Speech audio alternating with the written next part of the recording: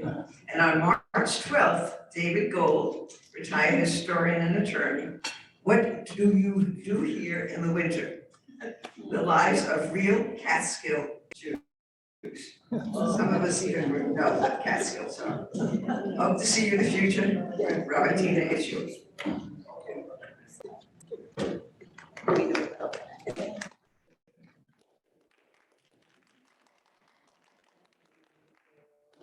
I still have this on, right? It's just a little less loud than it was a second ago. Well, you all tell me, can you hear me? I can hear myself, but aw snap, something went wrong. I got slides. Let's try that again.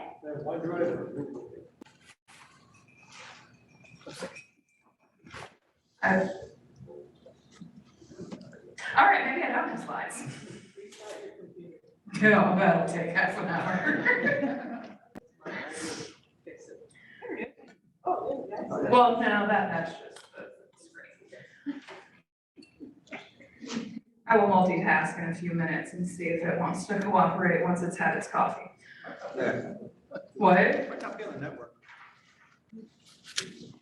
It's not online? We'll see. I brought the wrong adapter for my tablet.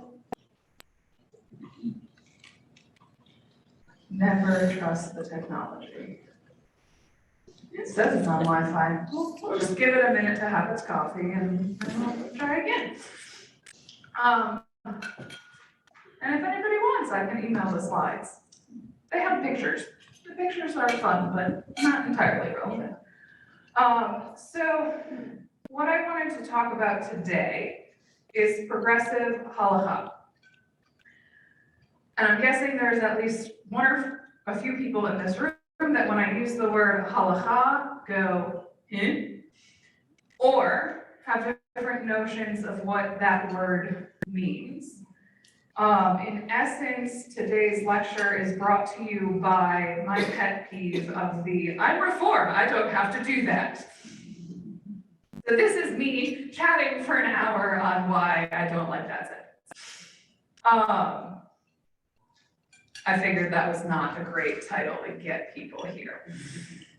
So before I get too far in, I wanted to take a moment to reflect on when I say progressive halakha, what those two words actually mean in my head, because I don't want to assume that you all have the same notions of what those words mean before we even try and figure out what they mean when you put them together. So the word halakha, pop quiz. Anybody know what Hebrew root it comes from? Lechet, to walk, exactly. So it's from this Hebrew root that means to go or walk. That form in Hebrew, essentially, if I was just translating it for the purposes of a story and not for Jewish law, would be like path or way. And so you can kind of see how we get from there to halakha being understood as like the way of Jewish life, and typically as like a technical term in Judaism, it's understood to be the Jewish law. The challenge with the word halakha is that it is a deep word that if my slide was up was going to be in capital letters and big font. So if you've got really good eyesight, it would have looked like that.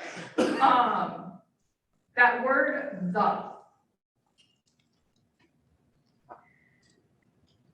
In essence, is there a notion of the singular halakha of Jewish law or not? Anybody want to chime in on what they think? If you ask Mangel, he would say yes, one way. If I asked Rabbi Mangel, so yes, if I asked an Orthodox authority, halakha tends to be taken with that word the in capital letters. So I'll take us back a little bit to Mount Sinai, which is, I could say I planned really, really, really well that this weekend, we read the portion that contains the 10 Commandments, and I'm talking about Jewish law. If I'm being honest, that was just total coincidence that I'm gonna enjoy. So back at Mount Sinai, right, our tradition teaches Moses got the Torah from Sinai. And what's the Torah? The basis of our Jewish law. The Torah contains narrative, history, instruction, directives, and then we get a bunch of Hebrew words that we usually translate as statutes, laws, and rules. I could go into what the difference between those are in technical terms and the actual Hebrew, but trust me when I say the rabbis have assigned different categories of what's in which, and that's beyond the scope of what I want to talk about today. We say we've got 613 commandments in the Torah, essentially where God says, thou shalt do X or thou shalt not do X. Some of these apply to all humans. You may have heard the phrase the Noahide laws. Some of them apply just to the Israelites, some of them apply just to men, or just to women, or just to this group, or just to that group. So no one of us can actually do all 613. And this is, of course, the Torah is our central text. It's the basis of our law. From about roughly the year 400 BCE until the first century, late first century, some scholars will even say as late as about the year 200, we get this text called the Mishnah. Who's heard that word before? And I'm assuming not all hands are up. The Mishnah is known in Jewish tradition as being another basis of Jewish law. What, even if you know what the Mishnah is, what you might not realize is most texts, Jewish or otherwise, through this period, are organized essentially as biblical commentaries. So if I'm looking at the Midrash that's narrative, imaginative interpretations of Torah, and also contains some legal derivatives, there's Midrash on Genesis, there's Midrash on Exodus, there's Midrash on Leviticus, and it goes in order of the Bible. What was fairly unique in its time for the Mishnah was the fact that it goes by topic, not by verse. I'm looking at the lemons because you come to Talmud class. Picking on you. Oh, and Rita and Harry, hi, my Talmud class. There's a good representation right here. The rest of you are welcome to join us on Tuesdays ending. With the Talmud, we talk about how it progresses by topic, sage, or verse. So the Mishnah goes by topic, and it is one of the first compilations of Jewish law, or of religious law even, that doesn't go in biblical order, which makes it, as I said, fairly unique. But here's the fun part with it. It's the basis of what we call the oral Torah. Because initially it was not written down. It was shared by rabbis to their students, totally spoken. Students would make notes for themselves, like their little study notebooks, but it was not initially written down. Thus it became known as the oral Torah, sort of in comparison to the written Torah, which is of course what we have on the scrolls in the Ark. Eventually it gets written down and then we can go and study it on a weekly basis. If we've got two Jews in a room, how many opinions do we have? 3. Way more than 2. So in this period where the Mishnah is getting compiled, there are the Pharisees, the pre-rabbinic, what we would say are the rabbinic figures, that adhere to the authority of this oral Torah and believe that the Mishnah was given to Moses at Sinai along with the written Torah, and it was passed down this way instead of this way through the generations.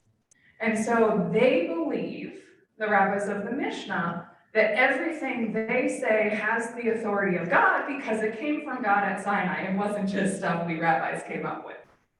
There are groups of Jews at the same time who say, no. Namely the Sadducees who oversee the temple cult. And so there's already this debate, the two Jews, three opinions thing about does this Mishnah, does this oral Torah have authority to determine Jewish law over us as a community? So if we say Jews argue about what Jewish law should be or who has the authority, this literally goes back to at least 2,000 years. In the period following the Mishnah, and I've already referenced the Talmud, which is like a commentary on the Mishnah, this continues. And again, the rabbinic figures see the Talmud as Torah from Sinai that was given orally, not in writing.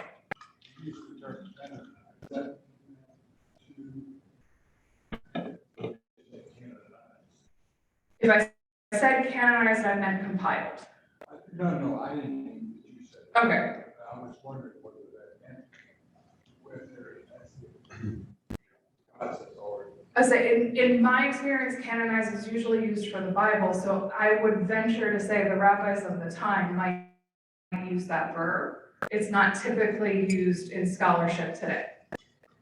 So then, after the Talmud, and for those who aren't familiar, so the Mishnah I've got in translation on my bookshelf, and it's a nice little hefty volume. And if you go into the temple library and you look at a Talmud translation, the one we've been using in Talmud class, I believe, is 42 volumes. And if you study one page front and back every day, it takes you about 7.5 years to get through. And I use the phrase get through it because, and this table can attest, it's not easy. And it's written in shorthand, and I love Talmud, I could go into that another day. So after this period of the Talmud, you start getting two sets of writings. One is known as the codes, which are rabbis, and I'll come back to that in a second. And one is known as the responsa. In addition to arguing with each other, we Jews love to ask questions, right? So what would happen is as life progresses, issues come up that maybe aren't directly referenced in the Torah. If I want to go back and, we invented these smartphone things, can I use this on Shabbat? There is not a verse in the Torah that says thou shalt or thou shalt not use your smartphone on Shabbat. And so what rabbinic literature does is it looks at what's in the Torah, what's in the Mishnah, and can we derive from there principles that tell me, can I use this on Shabbat? Can I fill this with hot water? Well, it's plastic, so that's probably a bad idea. Pretend it's glass. To answer these questions. And so the responsa literature, and you hear that already in the word responsa, the Hebrew phrase, apparently I talked too long and it turned off, so we're just going to give up on slides too. The Hebrew phrase translates to questions and answers. So if I, as a person, have a question of Jewish law, can I use this on Shabbat, this newfangled thing that somebody came out with, I would send it up, and this is like even before the medieval times, so I'd go send it off to like the super rabbi of the time. They would write out an answer. And I guess for this time I can say he would write out an answer and send it back. And over time, you get compilations of what we call responsa literature. And so if you go in our library, and I didn't bring show and tell with me, every movement has these compilations of responsa. So that has continued from the time of the Talmud, and even within the Talmud, there's so-and-so sent Rabbi so-and-so a question. So in essence, this has been part of Jewish tradition forever. That has been going on, that is our way of deriving, like what is it we should do with these new situations that arise. Concurrently with that is the issue that the rabbis realize your average Jewish person, and keep in mind, through many ages in Jewish history, not even Jewish history, through history, literacy levels. The average Jewish person might not be able to read might not be able to afford a written copy of the Talmud, because until the printing press is invented, those 42 volumes are not cheap. They're still not cheap. Most, quote, good editions of the Talmud today are probably about $1,000 for that whole set if you want it on your bookshelf. You can do the Koran edition for $10 a volume if you want the ebook. So how is it that Jews are supposed to follow all of this law if it's not accessible to the Jews? Kind of a problem, right? And so you get what we call now the codes, and essentially shorthand for codes of Jewish law that take that Talmud and bring it back down to something accessible that I might be able to have on my bookshelf, that I might be able to study. It's a lot easier to get a written copy of this than this. There are a few famous ones that you may have heard of, and I'm going to name them, and this is not a pop quiz, but just sort of a putting things in context if you know the terms, and if you don't, it's okay. One of the earliest ones that is well known is Maimonides' Mishnah Torah. And today, and that was in the 11th century. Today we know that as a lot of this responsa literature will cite stuff that Maimonides said in his Mishnah Torah. If you've never looked at it, read the introduction to his Mishnah Torah. Because in it, not the most humble dude, he basically says, and Mishnah Torah translates to like the second Torah. In his introduction, and I didn't bring this quote, he basically says, if you have a Tanakh, if you have the Bible, and you have my book, that is all you need. This will tell you how to live a Jewish life. You don't need that whole Talmud thing. Which today, like we use Talmud all the time when we talk about Jewish texts. You can imagine that pissed off a bunch of rabbis. Because Talmud study, this is what we do. You have to have the Talmud. You have to understand the argument. You can't just have the bottom line. Where's the fun in that? And so Maimonides' Mishnah Torah, at the time he published it, was actually fairly controversial. Then, about 500 years later, in the 16th century, you get Joseph Caro's Shulchan Aruch. And I'm seeing some nods. He is 16th century and it's Sephardic, so more like Spain, Iberian Peninsula than Eastern European Ashkenazic. That's United States Judaism is pretty Ashkenazic in our heritage. He writes his own code because, hey, guess what? In the last 500 years, between what Maimonides wrote and today, life changed a little bit. And so he writes that for Sephardic Jews. Through today, the Shulchan Aruch is like the gold standard in the Orthodox movement for the basis of Jewish law. It is very hard to dispute something he put in there, with one exception that I'm about to say. Around the same time, shortly thereafter, a guy named Moses Isserles in Ashkenaz, so in Europe, and I should say the Shulchan Aruch, anybody know what that translates to? The set table. The set table. Like literally, again, not the most humble of rabbis. Named book, like I have set the table of Judaism before you. Like all you need is my book. So this guy, Moses Isserles in Europe, writes a commentary to it that he calls the mapa, the tablecloth. And basically his commentary goes through and essentially says, yep, we agree with those Sephardic Jews, and this is how we Ashkenazim do it.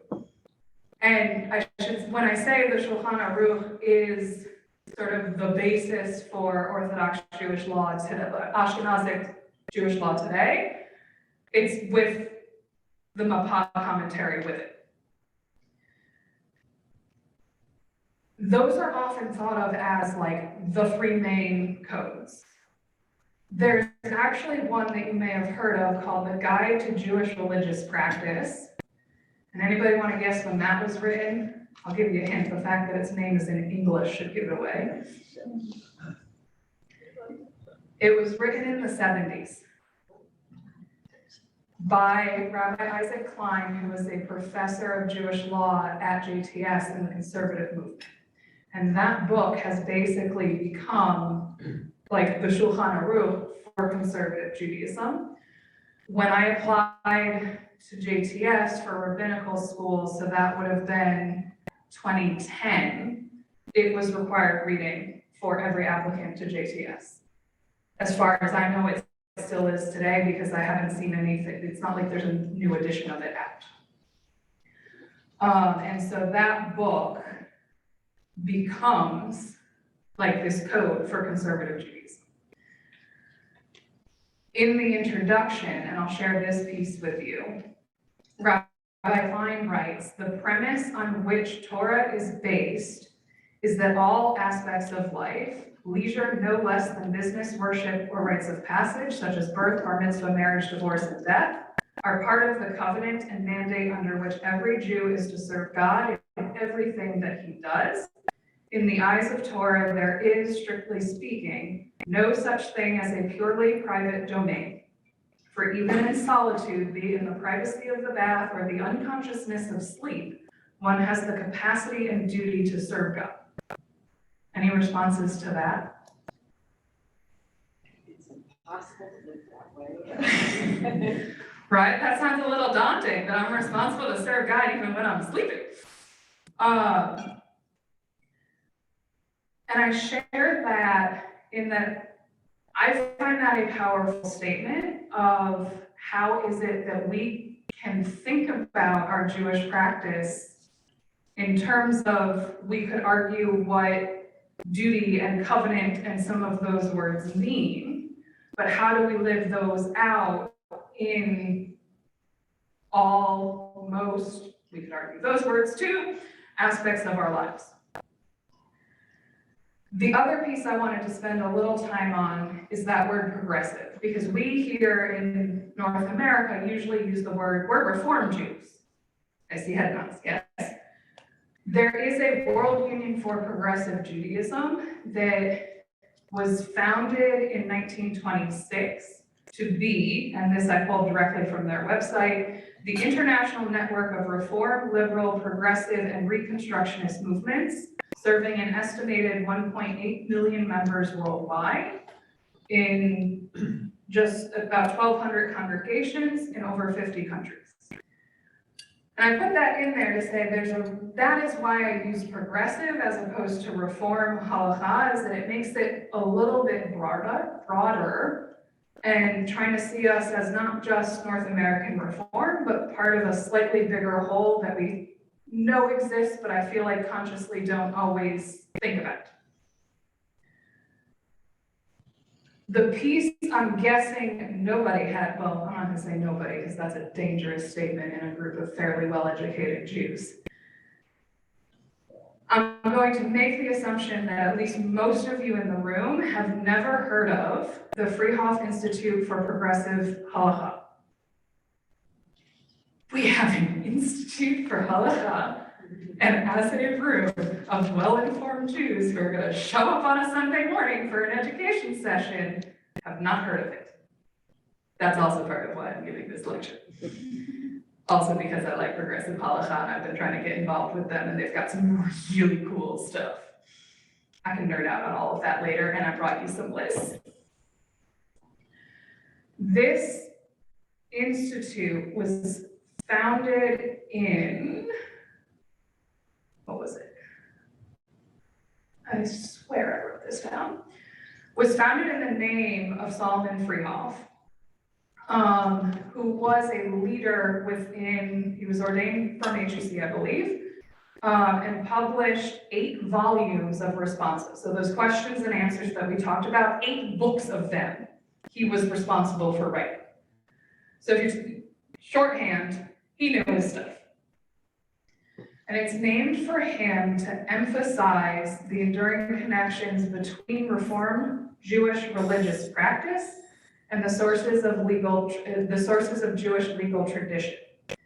And the goal of the Institute is to continue his work. The name that you might be slightly more familiar with is Mark Wachowski, who I believe, and the pandemic's thrown my timeline off, but I'm gonna go with several years ago. Actually came to speak, and I think he's done multiple Ryterband lectures over the years. He's now retired, so I don't know that we've had him in the last couple of years. He's great, he was one of my favorite HUC professors. And now that he's retired from HUC, I think he's doing more with the Freehoff Center and had been running it for a little while. I digress.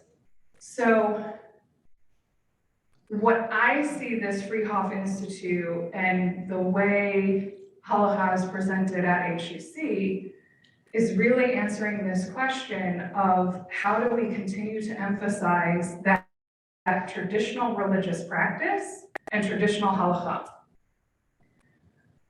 with our reform ideology, with the modern movement around us, because again, all of those texts, the Mishnah and the Talmud and the codes and the things that I listed off, by and large, even Isaac Kleins isn't going to talk about a smartphone because this didn't exist in '79. How do we handle that? For orthodoxy, and this is my disclaimer, everything I'm about to say is gross oversimplifications and overgeneralizations, and there's a lot of nuance that I don't have time to get into. For orthodoxy, the role of authority, the authority of our texts, and the authority of the rabbis and scholars that write them and read them and interpret them, that come before us, simply put, are near set in stone. So if I were an Orthodox rabbi, which I'm not necessarily the correct gender to do, but that's a different conversation. If I was an Orthodox rabbi and I'm looking at that Shulchan Aruch and the commentary on it, I don't have the luxury of saying, well, in our modern world, this just doesn't make sense anymore. So like, let's just change our opinion because we're human, we can do that. That wouldn't fly within the system. They're traditionally within rabbinic texts, what they talk about is a court. When things were decided by courts of rabbis, could not overturn a ruling of a previous court unless it was greater in number and essentially superiority, knowledge, than the court that ruled previously. Since within Jewish tradition, there's this notion, the closer to Sinai you are, the more legit you are.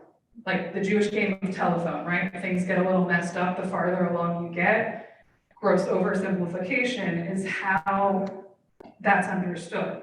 So it's really hard to argue that even the smartest, most studied Jewish scholars of our day are more authoritative than somebody 100 years ago because they were closer to Sinai. Like that is a really hard thing within the Orthodox community to argue that you can override something that came before you. What happens on the ground is that's not to say you don't get different opinions or some progression, modernization of Jewish law.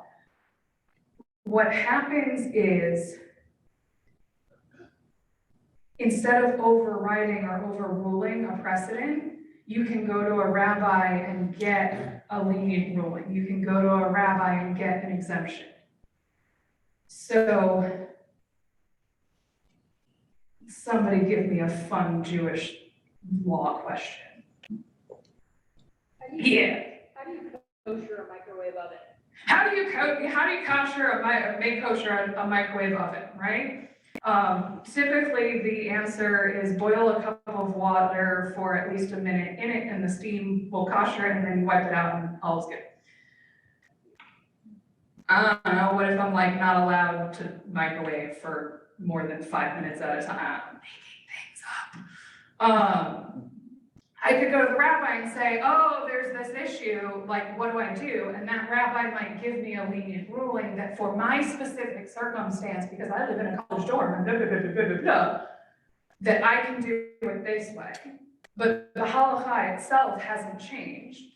I just have permission from this one rabbi for this situation. So and then if you do that enough, it kind of becomes tradition. There's a guy named Moses Feinstein, who's fairly contemporary. I think he's like early-ish 1900s is most of his work, that in a lot of ways, he's like the go-to for responsa literature, for orthodoxy. And sort of the go-to as an individual figure who will make these rulings of Jewish law for the people that seek him out. For conservative Judaism, there's the Commission on Jewish Laws and Standards, which is essentially a group of really smart conservative rabbis that hang out once a month and have meetings at JTS in New York City and issue responsa to questions that are submitted to their committee. So instead of it being a single rabbi answering single questions, it's this committee working together. And you can go on the rabbinic, I think it's the Rabbinic Assembly's website, and a lot of those are, I'm sitting on the cord, sorry. A lot of those are available for free online to anybody if you want to go figure out how to kosher a microwave. That one might not be in the responsa literature, but can you eat kitniyot on Passover, the rice and beans and legumes? That one's definitely in there. Can you ordain openly gay and lesbian rabbis? Can you officiate a wedding between same-sex couples? Those are definitely in there that previous iterations of Jewish law don't necessarily talk about. Can you drive to synagogue on Shabbat? Through most of those, and I have not studied the conservative responsa extensively, you usually get a majority or a unanimous opinion that this is what we've decided. Here's this whole pages long discussion of the question. Here's our answer. In some cases, you get a minority opinion that in some cases, there's some degree of you can choose to follow that. I don't want to say notorious. The most well-known one I can think of was a ruling they made during my time at JTS, which was when they were deciding about same-sex marriage and openly LGBTQ admitting students to the rabbinical and cantorial programs. That on those, the ruling was sort of, yes, you can, but you don't have to. That sort of gave rabbis permission to not perform the weddings, but also you couldn't get kicked out of the rabbinic assembly for doing it. Technically speaking, conservative rabbis can still get kicked out of the rabbinic assembly for officiating interfaith marriages. That's not to say they don't sometimes do it. We rabbis don't always follow the rules. For Reform Judaism, and I know Rabbi Bodney Hallis used to teach a whole class on Sundays on looking at different responsa. So I'm assuming some of you in the room have looked at these, or were here when Mark Mashofsky took us through some of the responsa related to flags. The Reform responsa kind of followed that same format of giving the sometimes pages long, sometimes a little more concise discussion that in a lot of ways looks like what you see in conservative and orthodox of, well, the sources say, and that Shulchan Aruch I mentioned, or Moshe Feinstein, and it's all in there. Because again, really smart, learned rabbis that are doing this, that know their stuff, that know these texts, and they'll give an opinion at the end. In the Reform responsa, you see a lot more of like, well, most of us think this, but there's this opinion and this opinion, and you don't have to follow it. If I do something against what's in the Reform responsa, I don't get kicked out of the CCAR. Because it comes down to this idea of authority. Is the authority to determine this Jewish law with the rabbis, with that committee of rabbis, or with the individual?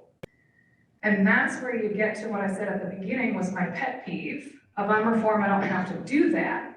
Because ideologically in our movement, the authority lies with each and every one of you to look at that responsa or to use your brain to figure out, can I use this thing on Shabbat? And if you make a different decision, then great, y'all put some thought into it. Within an Orthodox community, let's go back to the koshering a microwave example. If I have a different answer and I think you need to microwave that cup of water for 1 minute, and Peggy, can I pick on you? And Peggy thinks you need to microwave it for 5 minutes, but Rita thinks microwaving it for 5 minutes is a fire hazard. And I invite Peggy over for dinner.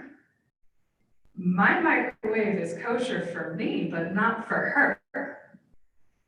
That's a problem, because that means she eat in my house. And so within the Orthodox community, some of these issues of Jewish law have very direct impact on day-to-day community functioning if we're all making different decisions. It is harder to be in community if we're having a potluck share Shabbat dinner and I don't know if I can eat this dish or this dish or this dish. And then you get into, well, I can label that this one's kosher or this one contains dairy because we Jews like to be lactose intolerant, or this one contains nuts because there's allergies. And so that's something as a movement we've navigated, how to have a congregation and be in community where there's this plethora of opinion on Jewish law that ends up leading to that pet peeve of I'm Reform, I don't have to do that, because how often do we go study for 3 hours, these ancient Jewish texts around various topics versus just think about, would I like to go to services tonight?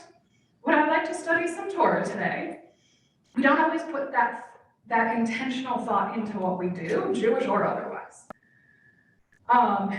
And what often happens within sort of academic or Jewish thought circles, and this is where I sometimes get myself in slightly trouble on online discussions, is an article that was published in the CCAR Journal in 2020, so not that long ago, by Leon Morris. And a lot of what I'm now going to say for like the next, do I really only have like 20 more minutes? Okay, I'm gonna talk faster. For the next 10 or 15 minutes or so is highly, highly, highly based on this very accessible piece he wrote that I'd be happy to print a copy for anybody who wants, and it's available free online. That he entitles, there was a whole essay in the CCR Journal on Reform Judaism and Halacha. And I did make about 15 copies of the table of contents from that. It's all available free online. And this is one of the first essays in it, which he titles, What Do We Mean When We Say We Are Not Halachic? Because that is usually or frequently given as like conservative, Orthodox, more traditional branches of Judaism are halachic, and Reform progressive Judaism is not. And that is what distinguishes progressive from traditional Orthodox, insert adjective here. In his opening paragraph, he says so he gives 3. And I'm gonna give you all 3 now. He says, one possibility of being non-halachic is this.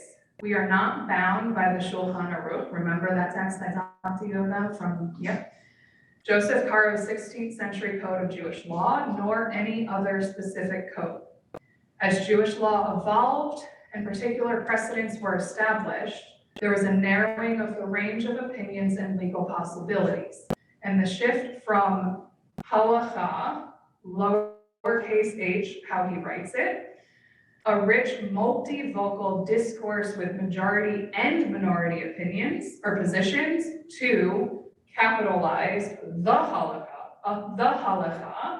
a defined set of legal rules and standards as codified by the most widely accepted religious authorities, now feels too rigid, too inflexible for the times in which we live. So that's kind of what I talked about at the beginning. We look at these specific law codes and say, that doesn't work for me.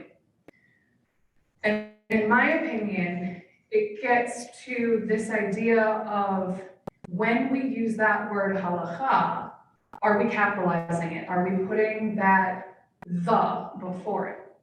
Because if we understand halacha as he, to use his words, this multivocal discourse that allows for disagreement, allows for majority and minority opinions, and for the Ashkenazic to do it this way and the Sephardic to do it that way, I don't think we'd struggle with that concept as much as if I took Isaac Klein's book, is probably about yay thick, it's sitting on the bookshelf, plunked it down on the table and said, this is how to be Jewish. We don't like that. So that's one option he gives. The second is, and he says this one is perhaps a more likely understanding of not being halachic, is that we acknowledge that these classic halachic texts, these classic Jewish texts, no longer carry the kind of inherent authority for us that they did in previous generations. And he writes, the genie of modernity has opened us up to ever-expanding fields of thought that change the way we think about religious life. And then he goes on for about 2 lines listing like psychology and medicine, and I'm not going to quote all of those.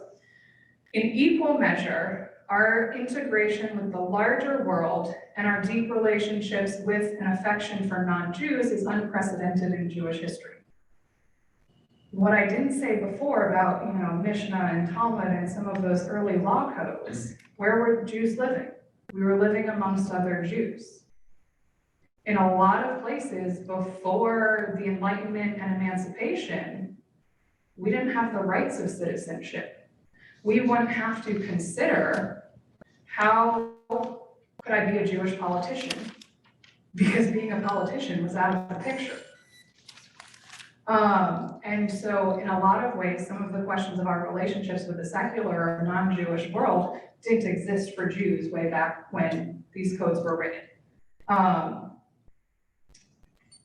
So the third piece he gives about a way you might hear this phrase, not halachic, is that we live in a time when individual autonomy, remember I mentioned autonomy before, is given, or is a given. We understand that Jewish texts read through contemporary eyes are inescapably mediated by the needs and perspectives of real communities. Within these communities, each person determines their own behavior and shapes their own life, religious and otherwise. And that reigns, anything that reigns in the autonomy is to be rejected. And that gets at, there's a book that compares the relative focus on individualism in the United States with the more collective, think like kibbutz connections in Israel. Jewish tradition is based on Jews living together and supporting one another. And in our North American, modern, Western, insert adjectives that you like here, culture, a lot of it is what's good for me, what's in it for me, not for us. And as American Jews, we sort of live with a foot in both worlds. And so take this out of the religious context. If I plunked a book down in front of any American and said, this is how you have to live your life, would that go over well? And so we can see, whereas North American Jews, that this is our secular culture, plunking down that code of Jewish law and saying, this is how you should live your life, with our individualistic culture connects. And so those are 3 frameworks that Morris gives as far as how we might understand this notion of what it means to be not halachic. And so I would argue that we are halachic because those three opinions seem to be countering that the capital T, H capital halacha notion of that word. So if we go back to what I said at the beginning, that if we understand halacha as this multivocal, changes over time, Jewish discourse, that isn't the same as plunking a book down on the table and saying, this is how you should live. And in the introduction to one of the responsive volumes that Mark Wachowski published, he says it will not do to argue that we can link ourselves to Jewish religious tradition without the halacha. For the sake of time, I'm not going to read the rest of the paragraph, but it ends with, there is, in other words, no tradition of Jewish practice without halacha. So even if I argue that Reform Judaism is not halachic, like if I fell in that camp and I didn't go butt heads with people who say otherwise, when I pick up our prayer book to pray on Shabbat, the order of the service, that's halacha. When I sound the shofar on Rosh Hashanah, that's halacha. When I put a talit on, that's halacha. If I leave the cheese off my turkey sandwich because of, going back to the laws of kashrut, that's halacha. So we can argue, and it's because halacha is literally this way of Jewish life. And so we can't live as Jews without that permeating what we do. I could say whether we like it or not, but because it's part and parcel of being Jewish. And going back to do you stop and have an intentional, in-depth conversation with yourself at the buffet table before putting the cheese on your sandwich? I'm gonna venture to say, none of us do. Maybe at some point in time you have, but each and every time you put food on your plate, are you thinking about the rules of the Jewish dietary laws and the whole history of the Jewish dietary laws? No, we don't have time for that.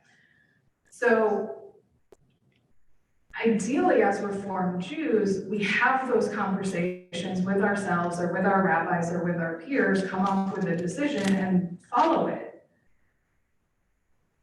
But, and everything I learned as a psych major in undergrad is essentially based around the fact that the human brain is lazy. It will take any shortcut it can. So if we sound the shofar on Rosh Hashanah because we sound the shofar on Rosh Hashanah, that's a lot easier than where did this tradition come from and why do we do it and should we still do it today? Because, well, I'm one of the rabbis in the room, but for all of you sitting there, you don't have a whole lot of say if we're sounding the shofar on Rosh Hashanah service or not. You're kind of stuck with what we decide. So, have you had that internal dialogue with yourself about the importance of the shofar on Rosh Hashanah? Probably not.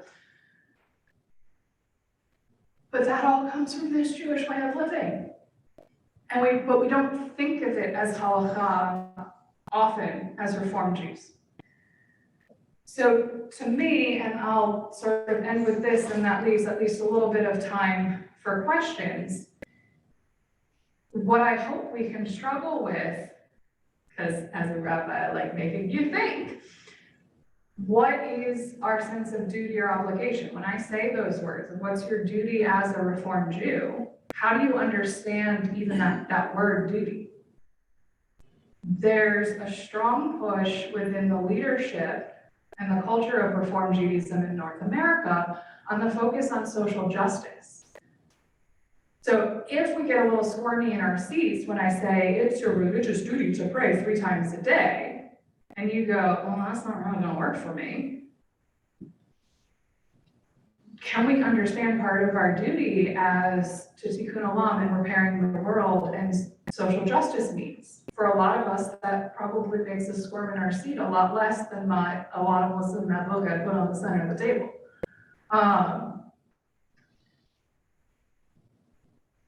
can we shift our understanding from understanding halacha with that capital H to more of our spiritual practice? That if we think of our spiritual practice in essence being halacha, a way of Jewish life, again, I think a lot of Reform Jews are less squirmy in their seats if I say spiritual practice than if I say halacha or Jewish law. But they're so intertwined.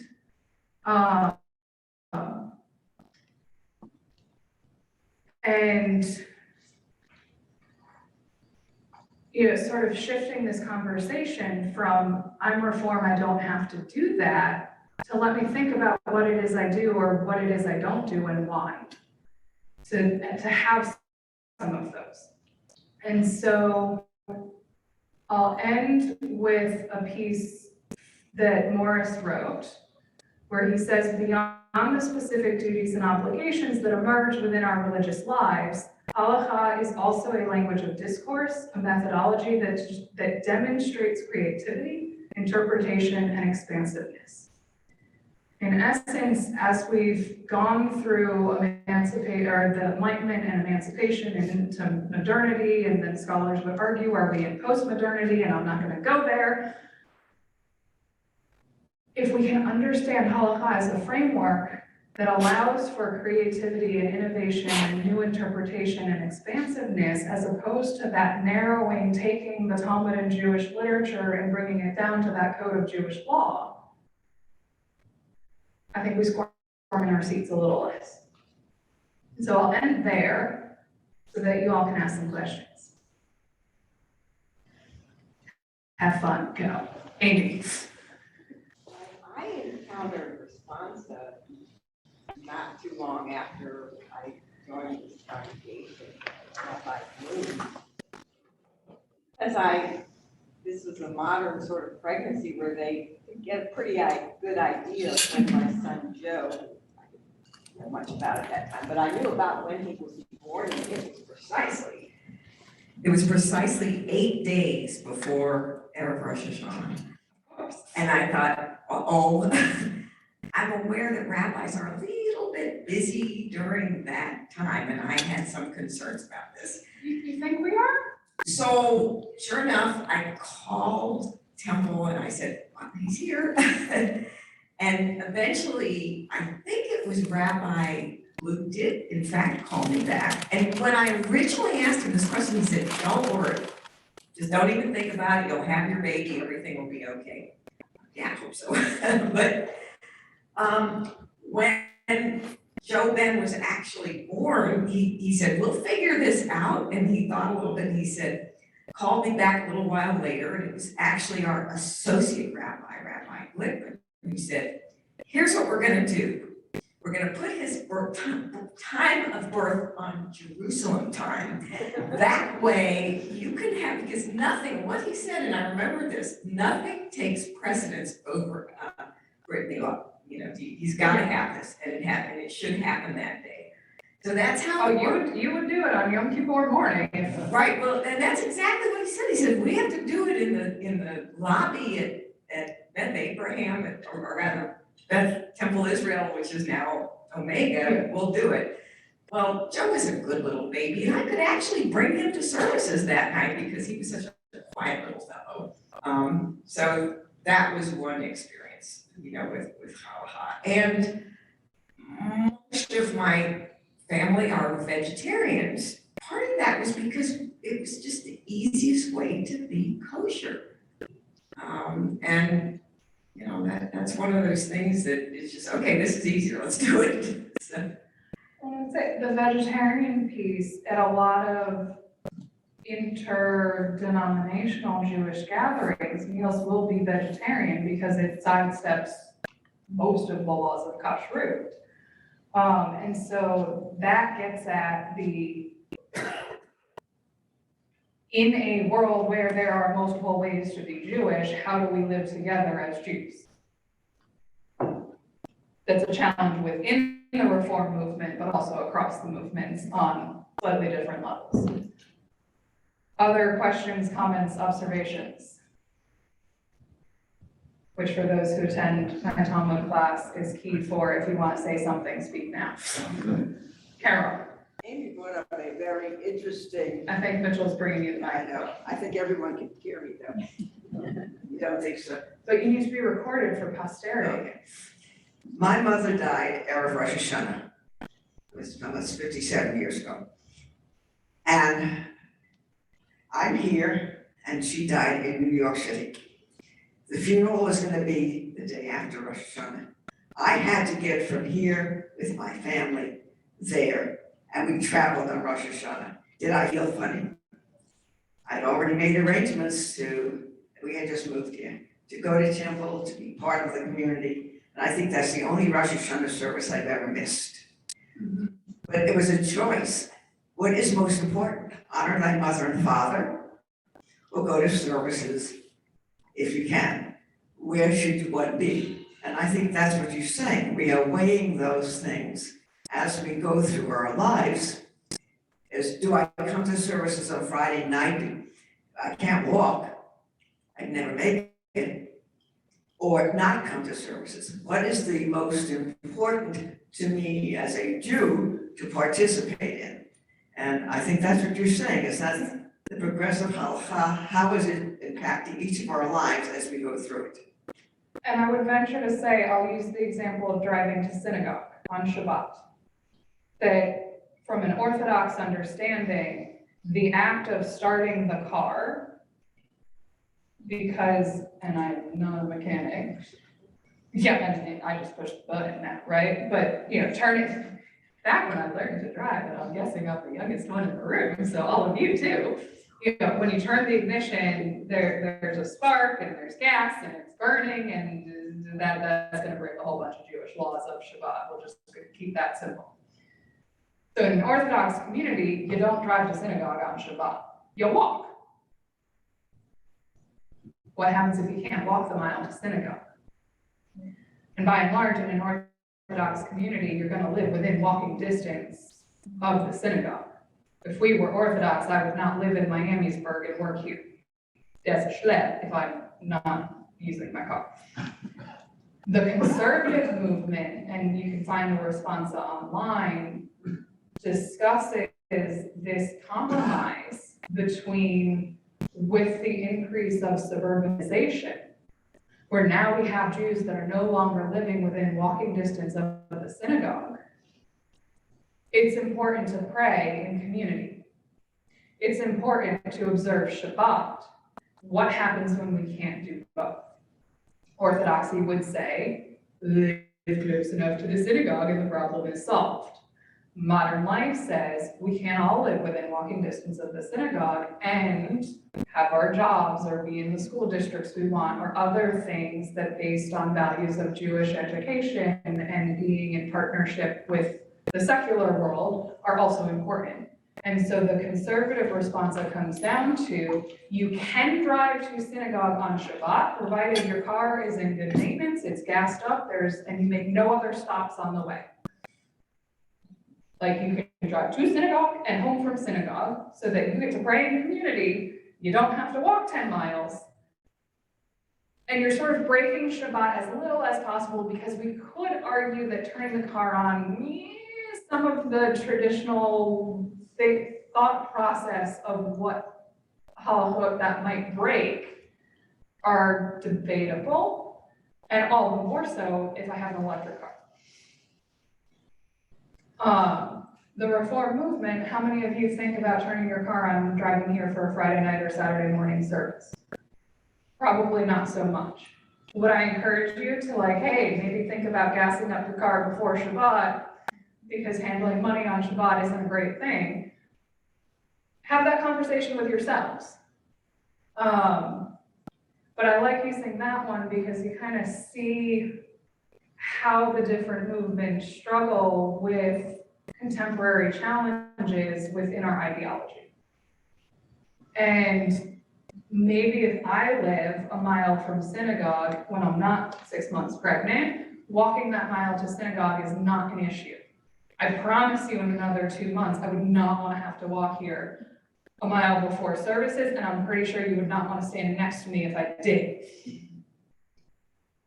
And looking, around the room, some of us are probably more capable of walking that mile than others. And there's a whole slew of Jewish law on can you use a walker or a cane or a wheelchair or other mobility aids on Shabbat or not. That we would question, because within our movement, if I need a mobility aid, I use it on Shabbat, like no questions asked. Other questions, comments, thoughts? Hopefully I've made you think about things with Judaism that you don't think about on a daily basis. Just to piggyback on that observation, what do Orthodox Jews do if they have surgery yet want to be in service, or they're elderly, or, sorry. What do? They just don't go? They're not able to walk? And I don't expect you to be the expert. And that's where I think it goes back to what I said before, but it's kind of a case-by-case basis. That if I look up, because we've done this with Talmud class, with this I can say, somebody who cannot walk on their own. So pulling an example out of thin air that may not be said in the most sensitive way, but for the sake of clarity.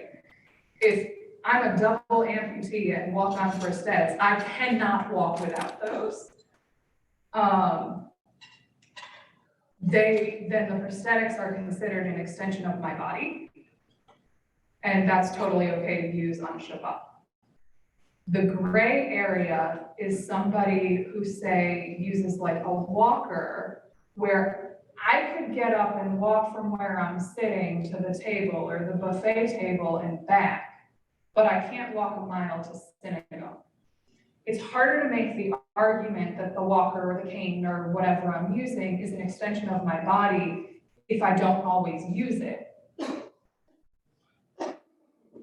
So now it's a little harder to make that lenient ruling that it is an extension of your body and therefore you can use it on Shabbat. The other piece within an Orthodox community, and I use Manhattan here as my example, you may know the word Eruv, which is essentially a lovely rabbinic loophole because I can carry things in the private domain. So using my walker at home is not an issue at all. It's using my walker to walk down Main Street that's the issue. So through this rabbinic notion of an Eruv, which is basically a big boundary that makes everything private domain. So if I'm within this Eruv, then I can use my walker no problem because Main Street is now the same as my house. I like using Manhattan as my example because in a lot of ways I feel like the Eruv in Manhattan covers about 2/3 of the island of Manhattan is a private domain.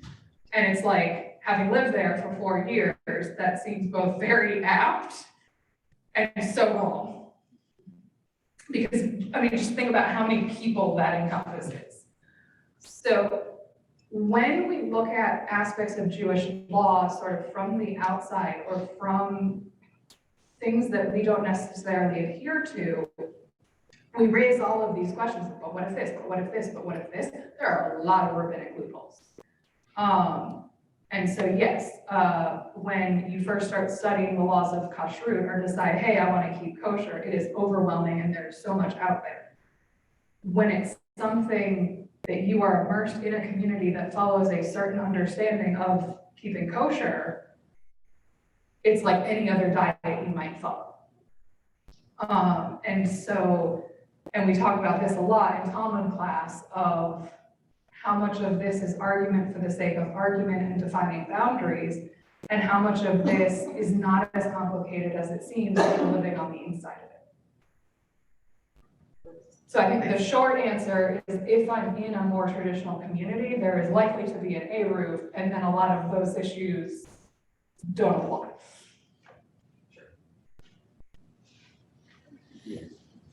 Yeah, I have a question. I'll go to Corey. Somebody mentioned microwave. Mhm. I have a difficult time seeing electric epic as a fire. You and a lot of Jews. The use of electricity on Shabbat is traditionally based on that electricity was seen as akin to sparking a fire. Once we started understanding electricity better, there are rabbis that say, but it's not. Microwave has. So, and then in the microwaves take it to a whole different technological level, I'll give you that. And so then you get to the issue of now, the reasoning we made this ruling kind of doesn't apply because our scientific knowledge has improved. But now we've been doing it this way for generations. And so now this has the level of it's been codified into Jewish law and it's really hard to overturn. And so there are some conservative, I don't think it gets into, there might be in modern Orthodoxy, I'm not sure, but I know within some conservative circles, there's more willingness to use electricity on Shabbat because of that. And that's where with the driving to synagogue, like the all electric vehicles now, if you've charged your car before Shabbat. Well, it's still writing. It's still running, it's still draining the battery. I've not looked at those responsive, but I imagine the It's still issue. writing, RIDIN. Oh, writing, yes. Well, and okay, I could get into how far one is supposed to travel on, and all of these issues are more complicated and nuanced than I'm making them out to see. That was a very tongue-mutic response, and I love it. They, How about inside the car? Is that private domain? no, because it's not 10 hand breaths high, and I mean, inside, okay. Corey, you should know your hand breaths. The Talmud does lovely measurements like hand breaths and finger breaths, which are even more complicated than the English system of feet and inches. Would an electric RV be private domain then? You said, would an electric car be private domain? A recreational vehicle? So to be a private domain, it needs to be at least 4 hand breaths by 4 hand breaths, and a hand breath is about 4 to 6 inches. So, you know, you certainly got that, and about 5 or 6 feet high, which I think an RV would be, because like people can stand inside them. So I'm gonna go with yes. But like my minivan, not so much. There are some aspects of the applicability of halakha that are not disputed. I mean, things like murder or robbery. So it's a distinction between the ritual law and the law of the state or whatever that is correspondence. Anyway. Well, and that's, yes, there are definitely aspects of Jewish law that are way less disputed or disputable, such as I'm pretty confident all of us in this room can agree that cold-blooded murder is wrong. And that the Bible says that is wrong and we should be punished if we do it. We could probably argue a little more about like what's manslaughter or accidental manslaughter is you get into some gray areas. And that's a little bit of what I think I was trying to convey in the sense that thou shalt not murder is halakha. And we kind of, that notion of are we halakhic or not is more in the issues of ritual law, or where modernity and how Judaism was practiced in the 1600s butt heads. And we kind of subconsciously forget that like there's all of this about Judaism that we don't dispute. I mean, there was a period in North American Reform history where we tried to move Shabbat to Sunday. I don't know a single Reformed congregation today that doesn't do Shabbat on Friday, like, or a single Jewish congregation today that doesn't do Shabbat Friday and Saturday. We might do Shabbat differently, but like that 24-hour period is Shabbat for Jews everywhere. That's all. And we don't think of it as being that way. We argue about how the halacha, how we celebrate it as Shabbat, or how we mark it as Shabbat. But the fact that it is, just is. I mean, who stopped to think about like, why is Shabbat Friday night and not Wednesday? Well, this is how we Jews have done forever.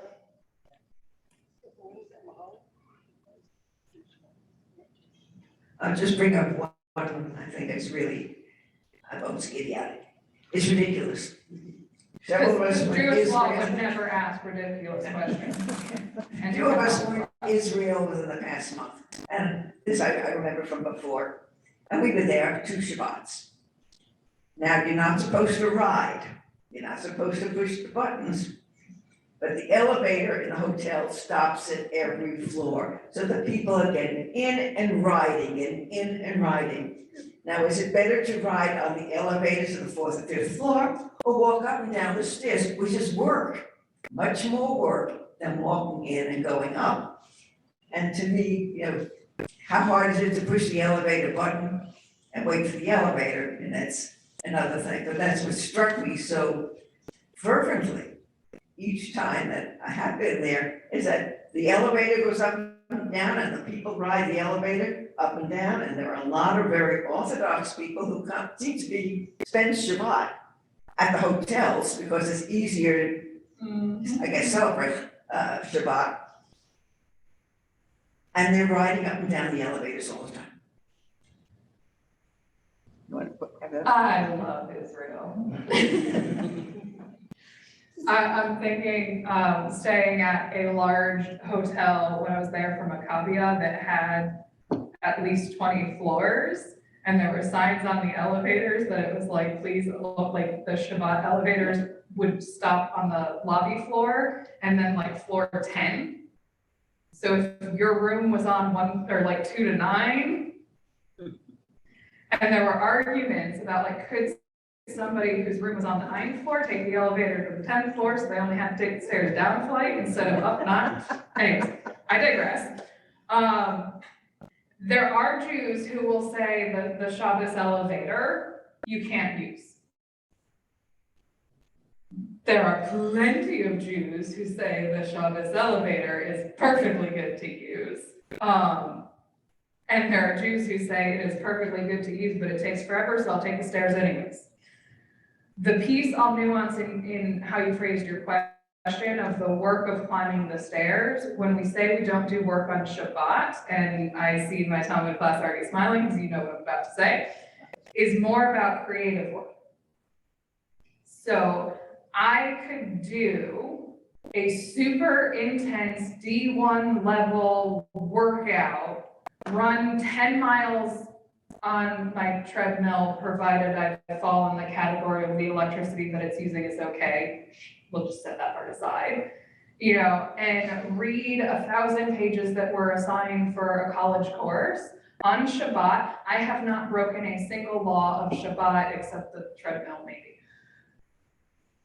If I highlight one word in that textbook, or carry 4 cubits, aka about 6 feet, down Main Street, or if I go run outside of those 10 miles out of town, I could do the conversion. 20, we'll just go with like 20 or 30 miles, maybe I'm doing a marathon, I don't know.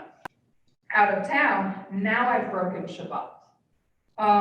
So for the rabbis and for traditional Jewish law, climbing the stairs because you're in that private domain is not work. Even if you're really, really, really schwitzy when you get to the top, that doesn't matter.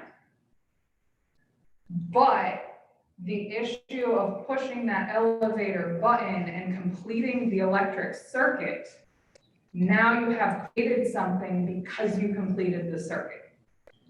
I'm gonna go with all of us sitting around this room would say in our, modern sense of work, climbing those 20 flights of stairs is a lot more work than, nope, let me walk up to the elevator. And so with that, and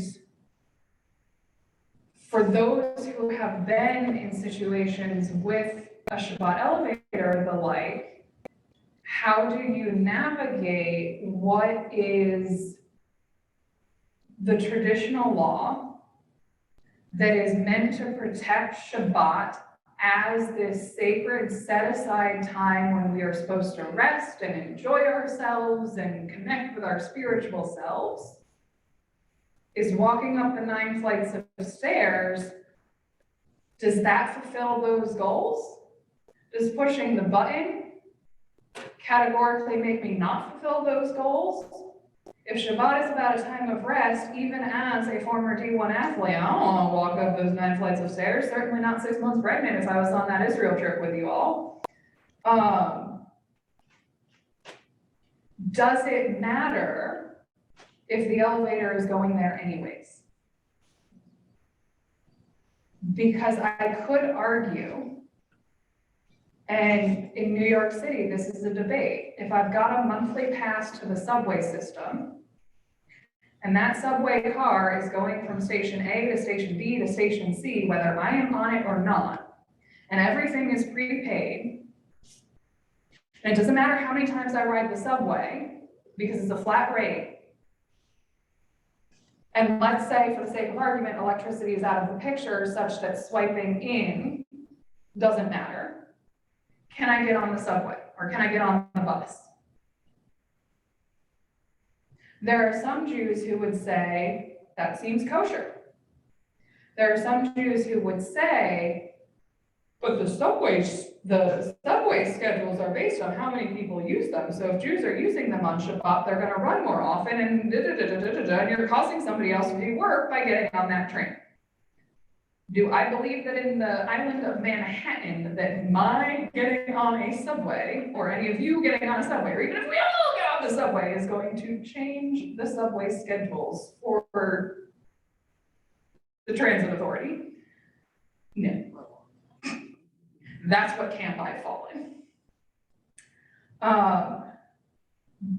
But can we debate that?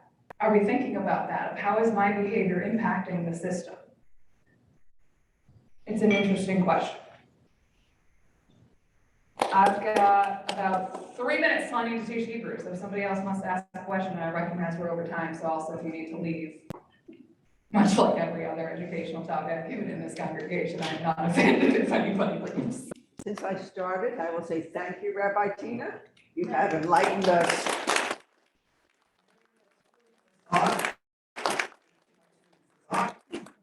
I'd say I gave you actual food, but I have nothing to do with that part. And I will ask that everybody help us the tables and help us to keep our synagogue prepared. And we hope to see you in the next brunch and Friday night services. Table on the way out, I printed not for everybody because I didn't want to waste the paper, figuring y'all might not want this, but the table of contents from that copy of the CCAR journal and what the Freehoff Institute is, as well as the list of free and fairly easy to access articles on progressive halacha, of like what it is. So I will leave those on the main table if you want to grab them on the way out, and if we run out, I'm happy to print more. Or email it to you so you can actually click on the link.